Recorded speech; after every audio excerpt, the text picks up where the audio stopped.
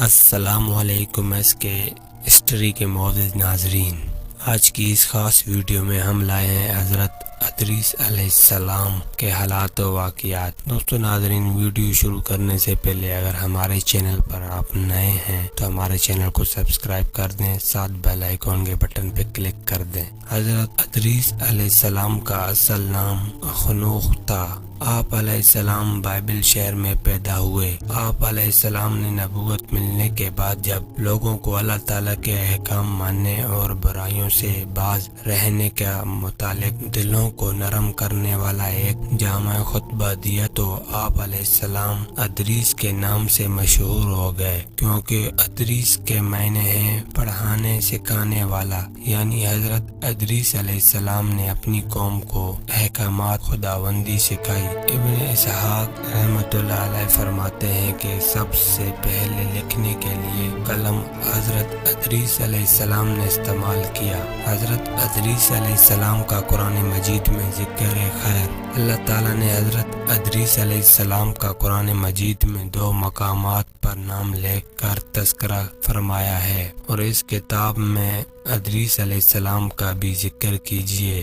بے شک وہ بھی بڑے ہی سچے نبی تھے، اور ہم نے انہیں بلند مقام پر پہنچا دیا تھا۔ اور اے نبی صلی اللہ علیہ وسلم، اسماعیل، ادریس اور ذوالکفل علیہ السلام کا ذکر بھی کیجیے۔ یہ سب بڑے صبر کرنے والے لوگ تھے، اور ان سب کو ہم نے اپنی رحمت میں داخل کیا۔ یہ سب ہی نیک لوگ تھے۔ حضرت ادریس علیہ السلام کی اپنی قوم کو دعوت تبلیغ۔ حضرت ادریس علیہ السلام کو اللہ تعالیٰ نے حضرت آدم اور حضرت شیس علیہ السلام کے بعد منصب نبوت پر فائز فرمایا۔ اللہ تعالیٰ نے آپ علیہ السلام کو بہت اونچا مقام عطا فرمایا اور اپنے مقرب ترین بندوں میں شامل فرمایا۔ آپ علیہ السلام نے بائبل شہر میں اپنی قوم کو اللہ تعالیٰ کی وحدانیت پر ایمان لانے، پاک و صاف رہنے، اللہ تعالیٰ کی عبادت کرنے، معاملات میں عدل و انصاف کو اپنانے، ہر ماہ 3 روزے رکھنے، زکوٰۃ ادا کرنے، نشہ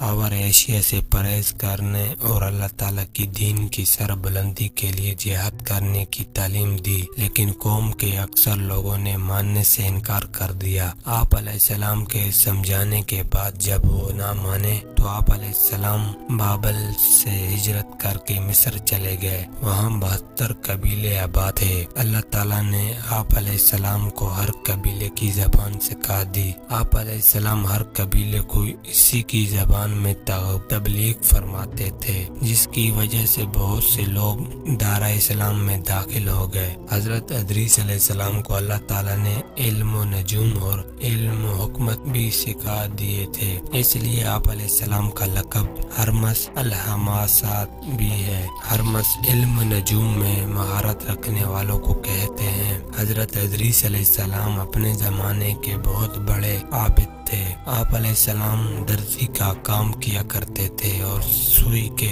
ہر ٹنکے پر سبحان اللہ پڑھا کرتے تھے۔ حضرت ادریس علیہ السلام کی معراج کی رات آپ علیہ السلام سے ملاقات۔ رسول اکرم صلی اللہ علیہ وسلم معراج کا سفر کرتے ہوئے جب 4تھے آسمان پر پہنچے تو آپ صلی اللہ علیہ وسلم کی ملاقات حضرت ادریس علیہ السلام سے ہوئی۔ انہوں نے استقبال کرتے ہوئے فرمایا، نیک بھائی اور نیک نبی کو خوش آمدید۔